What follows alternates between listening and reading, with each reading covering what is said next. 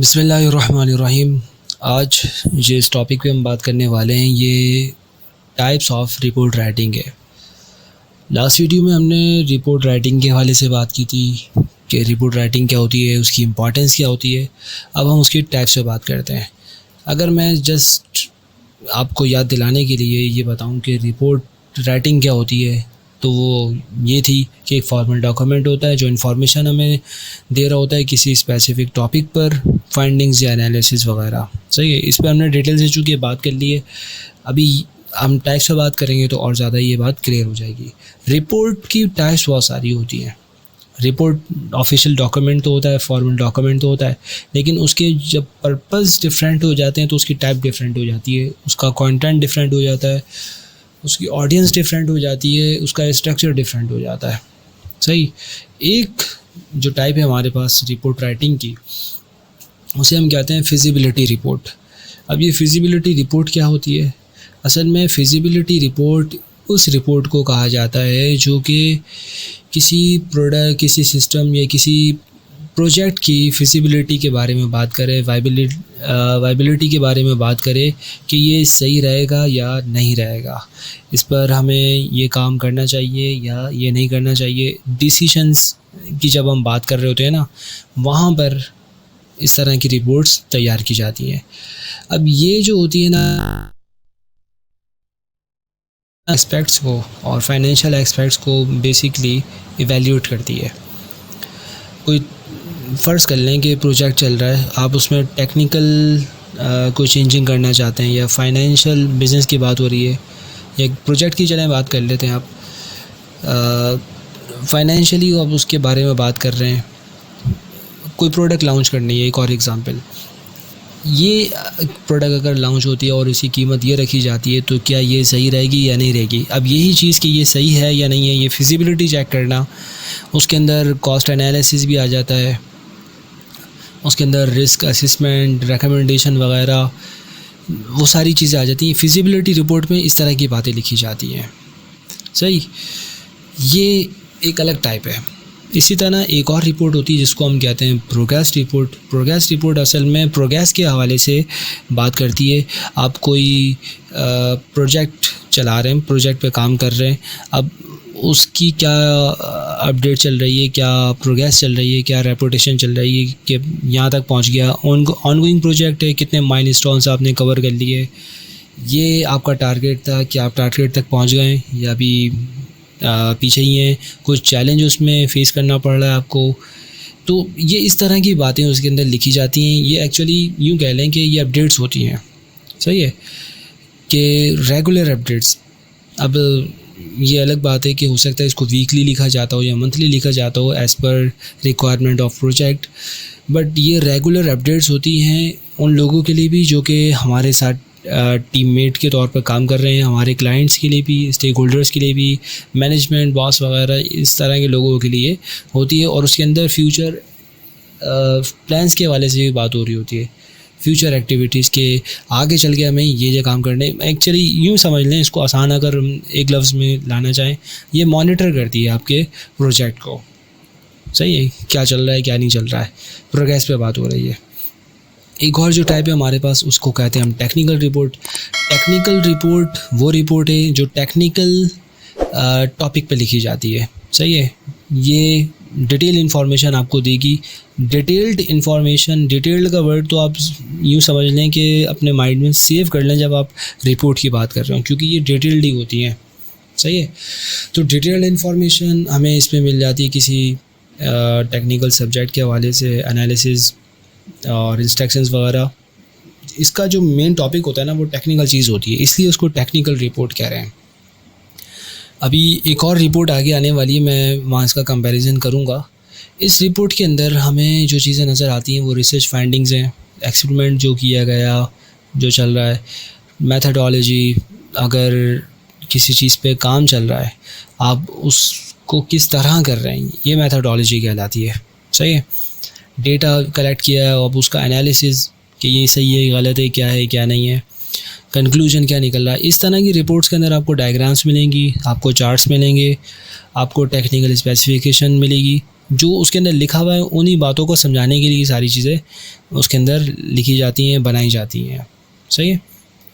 एक और रिपोर्ट है हमारे पास, उसको कहते हैं हम इंसिडेंट रिपोर्ट। कोई हादसा पेश आ गया, कोई अनएक्सपेक्टेड वाक़या, पहले उम्मीद ही नहीं थी मतलब ऐसा भी हो जाएगा, कोई फेलियर हो गया, वही वाली बात कि कोई प्रोजेक्ट चल रहा था या कोई प्रोसेस था, उसके अंदर सिस्टम के अंदर ये वाक़या पेश आया, विद इन ऑर्गेनाइजेशन कुछ हो गया ऐसा। अब उस वाक़े को लिखने के लिए कि उसमें इस वाक़े के पीछे आखिर कॉजेज़ क्या थी, उसके नताइज क्या निकले और आइंदा के लिए कि इससे कैसे बचा जाए, रिकमेंडेशन वगैरह, इस तरह की बातें इंसिडेंट रिपोर्ट के अंदर आ जाती हैं। इंसिडेंट का मतलब ही हादसा है। सही है। तो ये एक अलग ही रिपोर्ट होती है। कहाँ यूज़ होती है? ये यहाँ पर यूज़ होती है इस तरह की जगह पर। अब ये मतलब नहीं होगा कि यहीं होगी यूज़, और जगह पे भी यूज़ हो सकती है। एक और हमारे पास जो रिपोर्ट के टाइप है उसको हम कहते हैं रिसर्च रिपोर्ट। अच्छा, मैं यहाँ पर ज़रा आसान करना चाहता हूँ बात को। रिसर्च रिपोर्ट को आप रिसर्च पेपर भी कहते हैं। सही है। इसका दूसरा नाम होता है रिसर्च पेपर। ये वो रिपोर्ट होती है जो किसी चीज़ की रिसर्च के बारे में बात करती है। इसके अंदर भी आपको तकरीबन वही सारी चीज़ें नज़र आ रही होंगी जो आपको ये वाली में नज़र आ रही थी, टेक्निकल रिपोर्ट और रिसर्च रिपोर्ट। आप कहेंगे कि इसमें कोई फ़र्क ही नहीं है। यहाँ पर भी मेथडोलॉजी की बात हो रही है, यहाँ पर भी डेटा एनालिसिस और उस डेटा को इंटरप्रेट करने की बात हो रही है। तो इसमें और इसमें आखिर फ़र्क क्या है? तो देखिए, मैं अगर इसको बहुत ज़्यादा सिंपल करूँ तो मैं यही कहूँगा, टेक्निकल रिपोर्ट वो रिपोर्ट है जिसके अंदर टेक्निकल चीज़ पे बात हो रही है। लेकिन ये ज़रूरी नहीं है कि जो रिसर्च रिपोर्ट है या रिसर्च पेपर है उसके अंदर टेक्निकल चीज़ पे बात हो रही होगी। नहीं, ये कॉमन हो सकता है, ये किसी और सब्जेक्ट पर भी हो सकता है। इसके लिखने वाले जो होते हैं ये साइंटिस्ट होते हैं, इसके लिखने वाले टेक्निकल लोग होते हैं, इंजीनियर्स होते हैं। लेकिन इसके लिखने वाले इंजीनियर्स नहीं होते हैं, ये स्कॉलर्स लिखेंगे, ये रिसर्चर्स लिखेंगे। सही।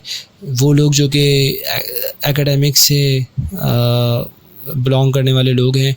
तो सिंपल यहाँ पर ये है कि रिसर्च रिपोर्ट को आप टेक्निकल रिपोर्ट नहीं कह सकते, क्योंकि इसका पर्पस डिफरेंट होता है। सही, इसलिए इसका नाम भी डिफरेंट हो गया है। इसके बाद एक और जो हमारे पास रिपोर्ट है उसको कहते हैं इंस्पेक्शन रिपोर्ट। इंस्पेक्ट और इंस्पेक्टर का काम होता है इंस्पेक्ट करना। इंस्पेक्शन रिपोर्ट वो तैयार कर रहा होता है। सही, चेक करने को कहते हैं इंस्पेक्ट।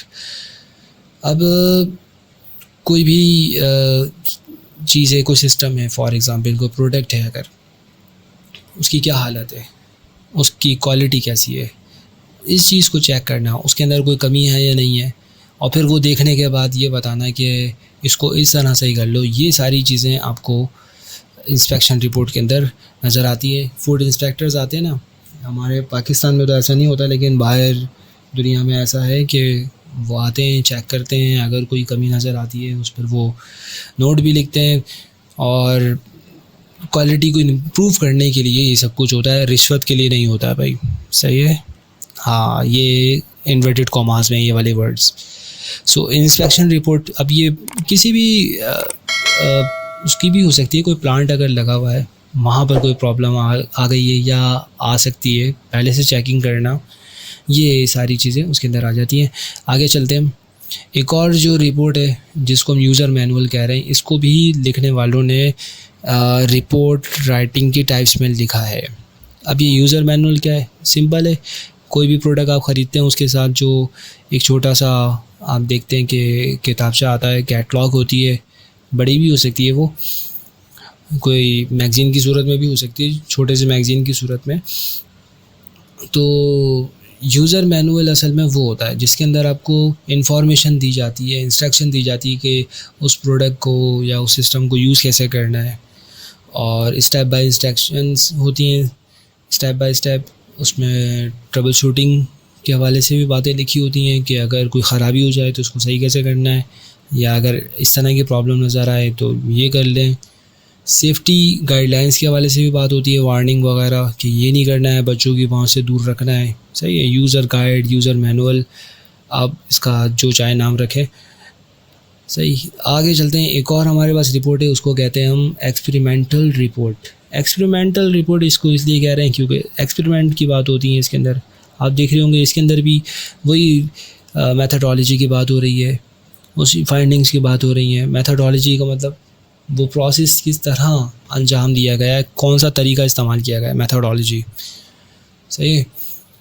वैसे तो इसके अंदर जब लिटरेचर की या और फील्ड की हम बात करते हैं तो थ्योरीज़ अप्लाई की गई हैं, तो थ्योरीज़ का भी जिक्र भी इसी तरह इसी सेक्शन के अंदर किया जाता है। सही है। तो एक्सपेरिमेंटल रिपोर्ट्स के अंदर एक्सपेरिमेंट्स के हवाले से बात हो रही होती है, जो आपने डेटा लिया है। बस इसको सिंपल यूँ समझ लें, साइंटिफिक कोई चीज़ है, एक्सपेरिमेंट उसी पर हो रहा होता है। तो एक्सपेरिमेंट इसका मेन टॉपिक होता है, इसलिए इसको एक्सपेरिमेंटल रिपोर्ट कह रहे हैं। अब कोई यहाँ ये कह सकता है कि इसको टेक्निकल रिपोर्ट क्यों नहीं कह रहे। देखो, टेक्निकल चीज़ की बात हो रही है तो वो टेक्निकल रिपोर्ट बन जाएगी। हाँ, टेक्निकल एक्सपेरिमेंट की बात हो रही है, उसमें मेन फोकस किस चीज़ पर है।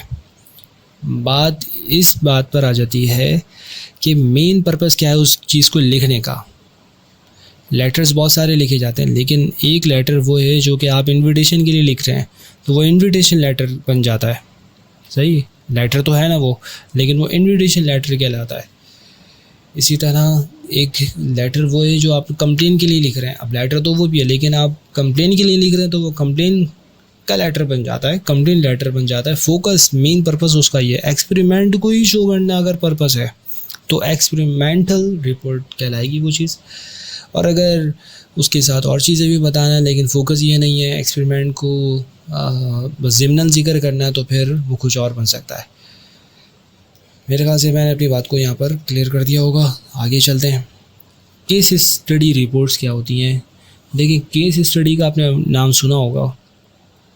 किसी भी पर्सन के बारे में, किसी कंपनी के बारे में, या किसी प्रोजेक्ट के बारे में, या किसी स्पेसिफिक सिचुएशन के बारे में, किसी इंडिविजुअल के बारे में, किसी इवेंट के बारे में जब इन डेप्थ स्टडी की जाए, उसकी अंडरस्टैंडिंग प्रोवाइड की जाए, तो वो कहलाती है केस स्टडी। इसके अंदर प्रॉब्लम्स की बातें हो रही होती। कोई कॉम्प्लेक्स इशू आ गया था, उस कॉम्प्लेक्स इशू को किस तरह रिजॉल्व किया गया। सही, प्रॉब्लम सॉल्विंग स्किल्स पे बात हो रही होती है, प्रैक्टिकल एप्लीकेशंस पे इसमें बात हो रही होती है। सही है। तो जहाँ इश्यूज़ को रिजॉल्व करने की बात है ना, वो केस स्टडी बन जाती है कि इस इंडिविजुअल ने इस तरह करके ये चीज़ ख़त्म की या इसको इस तरह कामयाब बनाया। सही, तो फॉर इस तरह की और दीगर बातें, तो वो केस स्टडी कहलाती है। अगर आप कहेंगे कि इनमें से किसी एक पर भी डिटेल में वीडियो बना दें तो मैं बना दूंगा, बट इसके लिए आपको कमेंट करके बताना पड़ेगा, क्योंकि मुझे कमेंट्स को देख के ही पता चलेगा। एक और जो हमारे पास रिपोर्ट की टाइप है, ये लास्ट है। वैसे मैं यहाँ पर कहता चलूँ, ये कोई दावा नहीं है कि मैंने सारी रिपोर्ट राइटिंग की, जितनी भी टाइप्स हैं रिपोर्ट की, सबको कवर किया है। जो कॉमनली यूज़ होती है मैंने उनको कवर किया है। डिज़ाइन रिपोर्ट वो रिपोर्ट होती है जो कि किसी प्रोडक्ट के, किसी प्रोसेस के डिज़ाइन के बारे में बात करती है। फ़र्ज़ कर लो कि कोई प्रोडक्ट तैयार की गई है, अब उसके लिए ये डिज़ाइन क्यों रखा गया, जिस वक्त ये डिज़ाइन बन रहा था तो क्या क्या तब्दीलियाँ की गई, क्या क्या डिसीजंस लिए गए, कोई प्रॉब्लम आ गई थी तो सॉल्यूशन क्या निकाला गया उस प्रोडक्ट, उस सिस्टम के बारे में। ये बेसिक जो इसका पर्पस है वो डिज़ाइन पर बात करना है। डिज़ाइन की रिक्वायरमेंट क्या है, उसकी स्पेसिफिकेशन क्या है। सही, इस तरह की बातें, इस तरह की रिपोर्ट्स के अंदर आपको डायग्राम्स भी मिलेंगी, उसके अंदर टेक्निकल ड्राइंग्स भी मिलेंगी, इसके अंदर आपको प्रोटोटाइप भी मिलेंगे। प्रोटोटाइप असल में वो पिक्चर्स होती हैं किसी भी प्रोडक्ट की या किसी सिस्टम की, जो कि उसकी इब्तदाई शक्ल बता रही होती है। पहले ये इसका फर्स्ट वर्जन ऐसा था, वो प्रोटोटाइप बन जाएगी। फिर हमने इसके अंदर यूँ तब्दीलियाँ की, ये सेकंड वर्जन बना, फिर इस तरह, फिर जैसे कंप्यूटर था पहले इतना बड़ा होता था, फिर वो छोटा होते होते अब वो जो पुरानी तस्वीरें हैं वो फर्स्ट वर्जन था, वो प्रोटोटाइप कहलाया गया इसका। सो यही सारी चीज़ें थी जिस पर हमने बात करनी थी। और भी टाइप्स हैं, उस पर भी बात हो सकती है अगर आप कहेंगे। सो आई होप कि मैंने बात को आसान करने की कोशिश की होगी, फ़ायदा पहुंचाने की कोशिश की होगी। अगर आपको लेक्चर अच्छा लगा है तो आप अपनी राय का इज़हार ज़रूर कर सकते हैं। अल्लाह हाफ़िज़।